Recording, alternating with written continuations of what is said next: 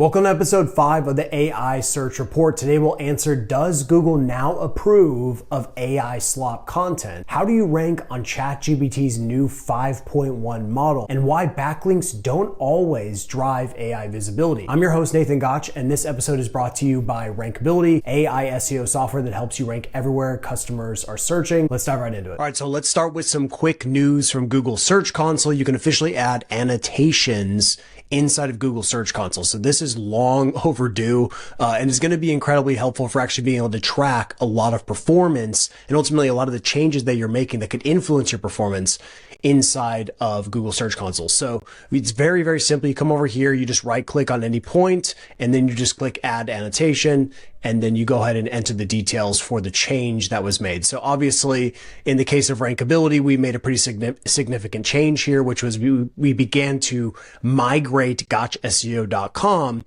to rankability.com. So that's a very big operation and something that can obviously influence SEO and organic search performance. So we're tracking that very closely, and now we can actually properly document this through the whole process. So definitely take advantage of this and make sure when you're making significant changes, make sure you are documenting it so you can go back and analyze how that actually played out. Okay.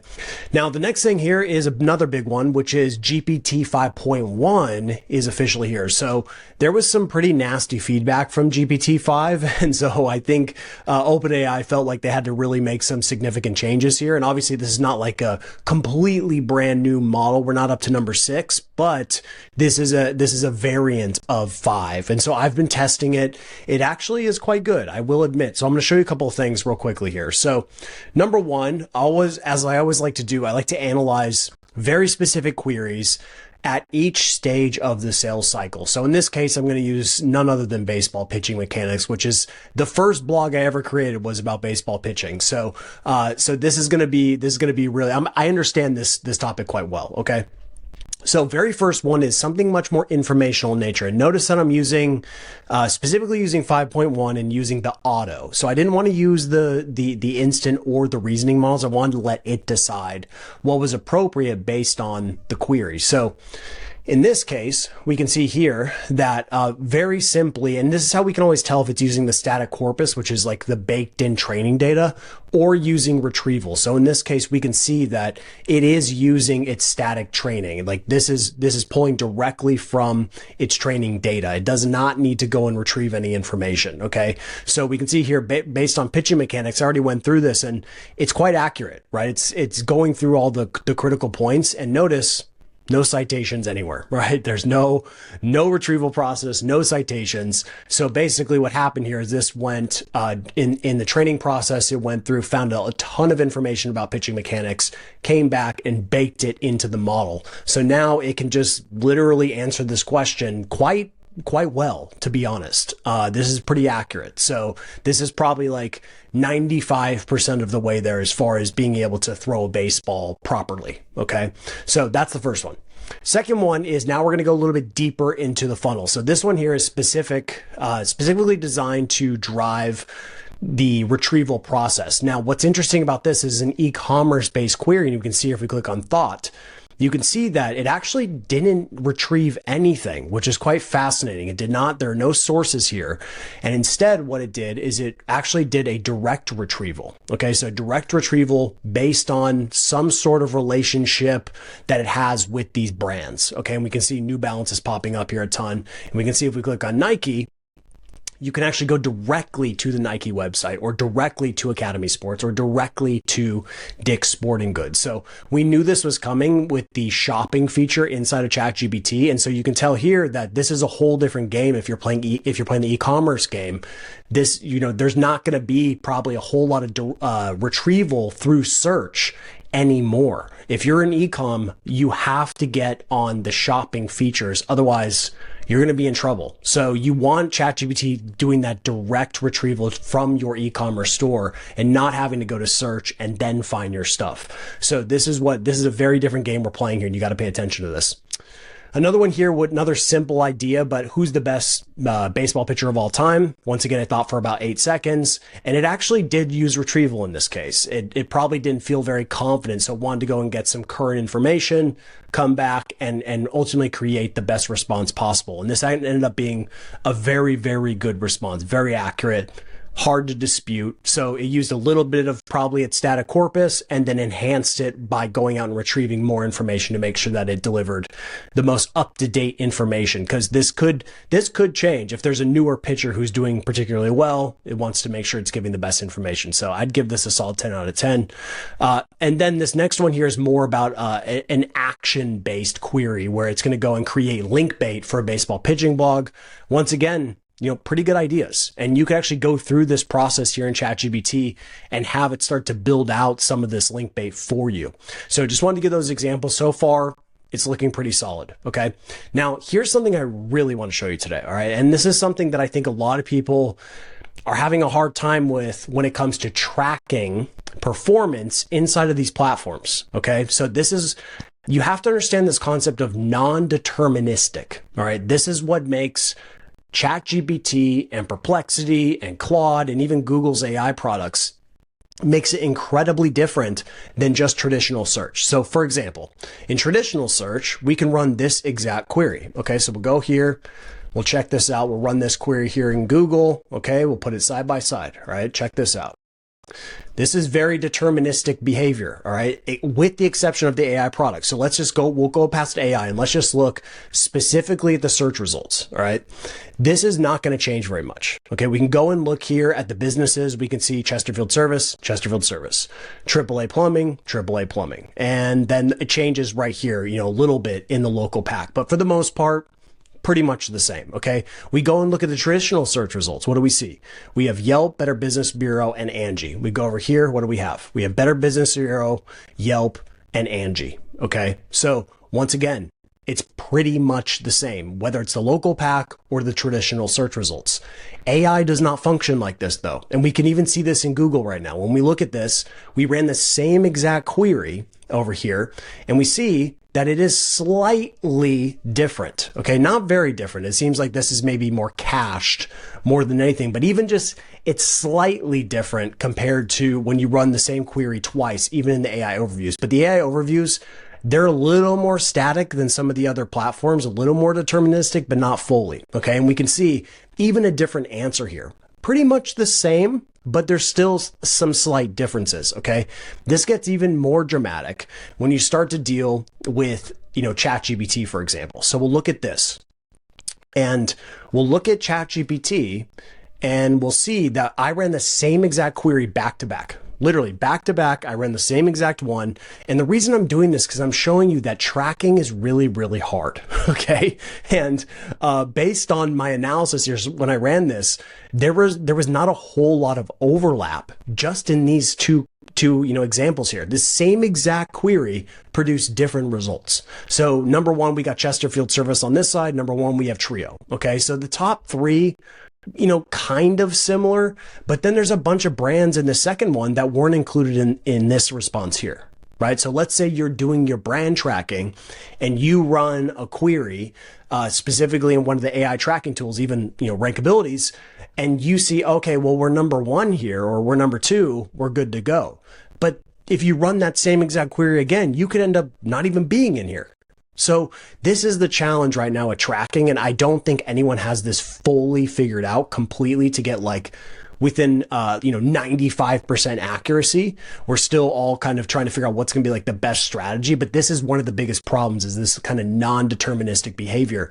And then we go here and we look at the citations. This is where things get also really weird too. So we go over here, look at the citations. Once again, 17 sources were used in this one, 25 were used here. Okay. And you can even see the citations are different, right? It's going and retrieving different things and picking and choosing what it wants to formulate this response. And it's different almost every single time. In fact, the large majority of these citations had no crossover whatsoever, right? They were unique based on the response. There was 10 that had similarities and the others were completely unique. Okay. So once again, if you're trying to figure out okay, if I'm working with the plumber or I'm a plumber myself and I'm trying to, drive visibility in these platforms, what should I do? The best thing you have to do is run the same exact query that you have. So let's say, who's the best plumber or who are the best plumbers in Chesterfield, Missouri? Run that same exact query 5 to 10 times in 5 to 10 different windows. Then what you're going to do is extract all of those citations. Then from there, you can actually get a good idea generally what the best platforms are to go after. So just looking at this very briefly, it becomes very clear that Better Business Bureau, Yelp, and Angie are really huge sources of retrieval, or they're being prioritized in the retrieval process, even maybe via search. But regardless, they are huge sources of retrieval in this particular circumstance. So we can go after there and we can make sure, like, okay, what does our Yelp listing look like right now? What does it look like? Do we have good reviews there? Are we actively working to acquire reviews? Have we optimized our profile? How are we ranking on Yelp itself? Right? How are we doing on Better Business Bureau? Do we have a listing on Angie, and so on and so forth? You can reverse engineer from this point, but you have to do this multiple times to get a kind of a broad idea of these opportunities. Okay. So this is just very important when it comes to tracking. You cannot just run it once and think that that's reality, because every single time that someone searches this, they are going to get a different response. And you throw in the unpredictability of the query itself, okay, and the personalization. I'm currently in incognito window here. So you throw in personalization, you throw in queries that are likely slightly different, maybe more context, less context, whatever it may be. Now you've introduced all kinds of different variables that could change this up even more, right? This is a pretty controlled environment. So just imagine that. So this is, any AI search tracking tool that claims to have this all figured out is just being a little silly at this point, because it is very, very hard. And this is a part of the challenge here. So just be careful with, that one little detail. But like I said, you have to look across many, many different queries to truly understand what's going on. All right, let's move on to the news here from Google releasing Opal in more than 160 countries. So they've been testing this now for a while, and it's basically their version of NAN or any of these kind of automation based tools. And to be honest, I haven't played with it much except for the example I'm about to show you. And so one of the things that's driving a lot of SEOs crazy is that they're now pushing AI generated content when for the last couple of years they said auto generated content is not necessarily something they approve of. But one thing is, like, to be clear here, Google has said that they're not against AI content or using AI to produce content. They're just against mass production of just low quality content, whether it's AI or human written. So kind of a distinction there, but still, I understand where people be a little annoyed by this. But we can see here an interesting example. So I use their blog post writer. So they actually have like a built-in tool that you can use, this blog post writer in here, and it already kind of built out that process. So I did it, and this was the outcome. I ran it through Rankability, and it was best SEO tools for ChatGPT. And this is the output from Google. Okay. And it's I'll be honest, it's pretty wacky. Okay. Like, it's not, I would never put this on my website, to be totally honest. So it's just weird and over the top and not, I would be kind of embarrassed, to be totally honest. But the thing, that's actually not the part that's disturbing to me. The part that is not a good practice is the fact that this is just generic content that isn't even optimized for the core keyword really at all. And once again, a lot of people think that they can just go to ChatGPT or Claude or one of these platforms and just do SEO, right? But you can't do it that way, because unfortunately, these platforms are not built for SEO. Right there, that's not what they're designed for. And I've seen some people saying they can just like replace SEO tools with ChatGPT, but that's just simply not true. And there's a few distinct reasons, especially for the SEO content side of this. Number one, like the way Rankability works is we're actually going out and we're polling the top ranking competitors. So when you look at this, all that Google's doing is it's going and I don't know where it's researching, but it's going and doing general research about this topic and then coming back and creating something. But you know that it's actually not, that it's not doing it the way that it needs to do it, because we can see based on its overall optimization that it's not pulling from the top ranking competitors in Google. Okay. So when we look at this, this is what we're pulling from, right? So we're pulling all of the relevant topics from the top ranking competitors for this query. Okay, so typically the top 30, and we have a bunch of weighting and different things that happen on the back end. But the point is, we're pulling from the top ranking competitors. And by doing that, we're modeling success. Okay, simple as that. We're not copying them. We're just modeling what they're doing as far as them covering the topics. Okay, we want to cover similar topics. That's the idea. So that is done through using NLP technology. So Google is not doing that in Opal. Okay, ChatGPT is not doing that because it's not going and crawling the top 30 results and then coming back and synthesizing all those topics. And it's a very serious process. Okay, these platforms just can't do it.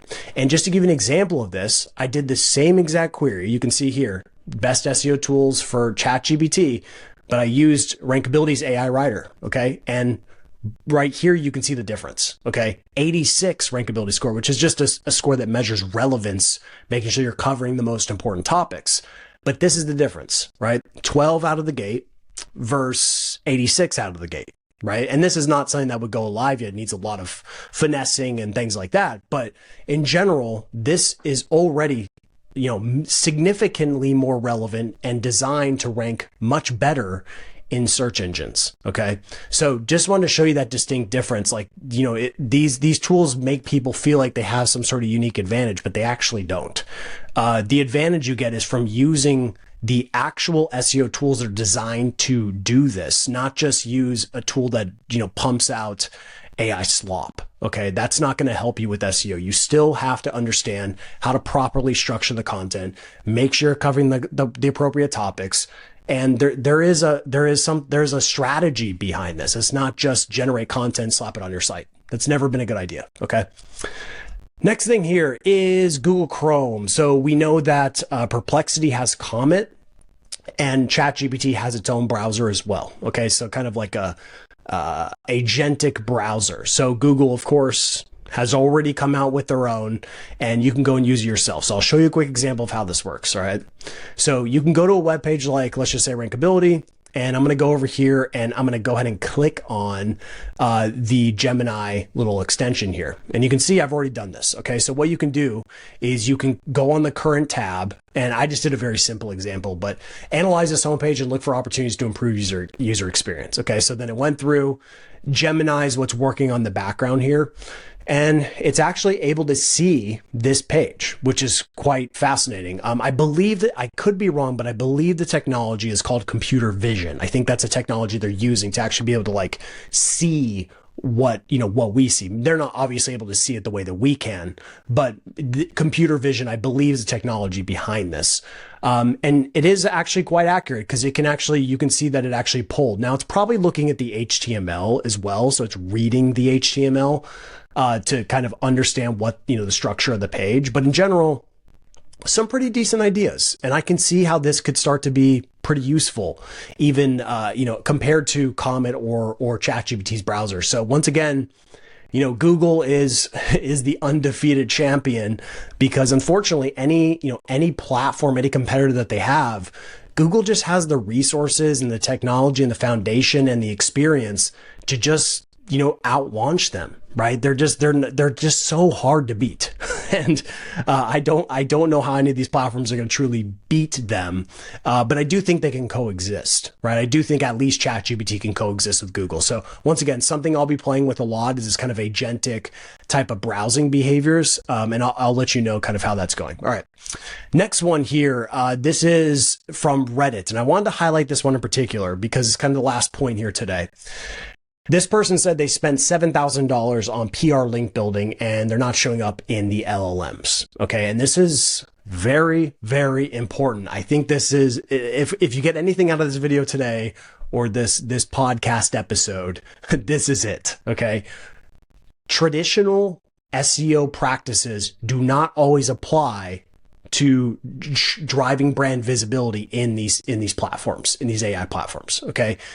This here is an example. Someone just, I'm going to go buy links and I think that will help me get better brand visibility in ChatGPT. That is not the way it works. Okay. And I'm going to show you why. Okay. So check this out.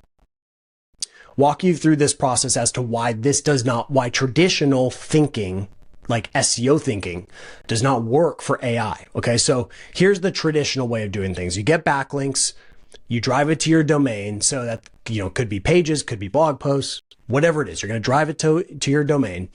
You're going to grow your authority by doing that. You grow your site authority. And that's one of the most powerful ranking factors is just having a strong website from a link profile perspective. And as a result, that helps you rank in traditional search engines. That's really like the basis of why we build links, right? And then from there, if you rank in search, you used to get traffic, maybe not so much anymore because the AI basically takes all of the clicks away. But let's just say prior to that, you would get traffic, okay? But this is where things get different, okay? Because this is a traditional SEO process. But now we're looking at here is when we introduce AI, we're ranking in search to increase our odds of being a source of retrieval in the AI platforms. Okay. So all of this stuff that you're doing to build your site authority is still useful to rank in traditional search, but it does not mean that all of a sudden you're going to be used as a source of retrieval necessarily. It just means that you're increasing your odds. And we found that anywhere between like when retrieval is used, it can sometimes take the number 1 position for retrieval. Sometimes it will take a page that's number 40. Okay. There isn't a rhyme or reason really behind this, but we have seen, like, I'd say 90% of the citations that are pulled are usually from, a website that's ranking somewhere in the top 40, either on Google or Bing, depending on the platform you're using. Okay. So you have to kind of rewire your mind to think about this, that we're ranking in the traditional search indexes because that's the foundational layer for retrieval. And if you just rank your domain, you're going to be in trouble because retrieval is not ever going to rely on just one source. So what you want to be thinking is like, how can we occupy as much SERP real estate in traditional search so we increase our odds of being used in retrieval with the intent to influence the AI response, right? The AI answer. Okay. So from there, we have citations, and these citations are simply what was used to help formulate the answer through retrieval. And then finally, we have that AI answer. Okay.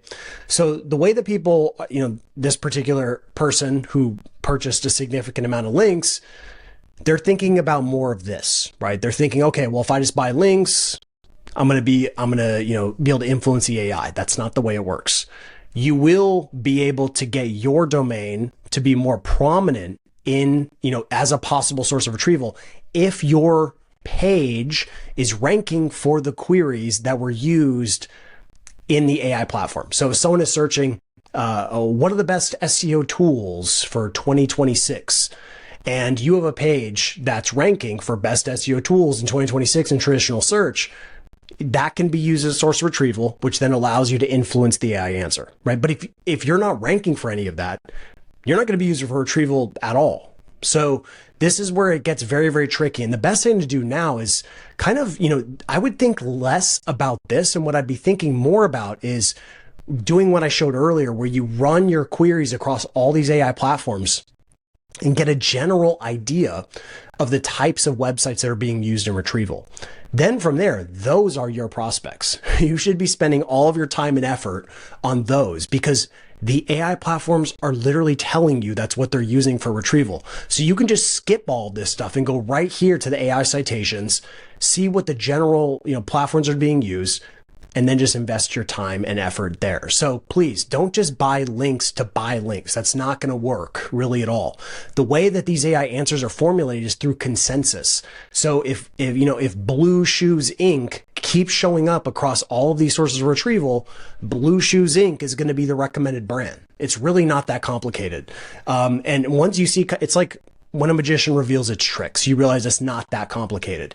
And so it is a matter of consistently appearing in these sources of retrieval. Your brand has to show up. So what you want to do is extract, as I showed earlier, You want to extract those citations from, let's go ahead and look at this one here. Extract these citations and then look at them and ask, is our brand here? Are we present? And then make a priority list of the ones where your brand is not present on those citations, and then attack those and get your brand there. It is literally that simple. Not easy to do, but it is simple as far as the process. So hope that helps. And of course, as always, if you like this podcast, please drop a comment, like it, and please subscribe. Thank you.